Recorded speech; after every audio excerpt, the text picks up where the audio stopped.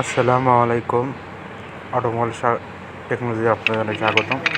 আজকের বিষয় হলো মোটরসাইকেলে ব্রেক যখন চাপ দেওয়া হয় তখন যে একটা ক্যাচ ক্যাচ একটা আওয়াজ করে বা হর্নের মতো আওয়াজ করে সেটি সলভ করার জন্য আমরা প্রথমে ড্রামটা খুলে নেব।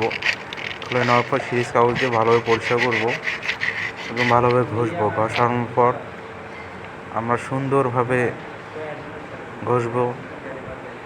ঘষানোর পর সিরিজ কাগজ দিয়ে ভালোভাবে পরিষ্কার করার পর আমরা ন্যাকড়া দিয়ে পরিষ্কার করব ড্রাম ব্রেক, ড্রামের চাকার এখানে অংশটা এবং ড্রাম যে শু ব্রেকগুলো আছে সেগুলো ভালোভাবে আমরা পরিষ্কার করব। পরিষ্কার করার পর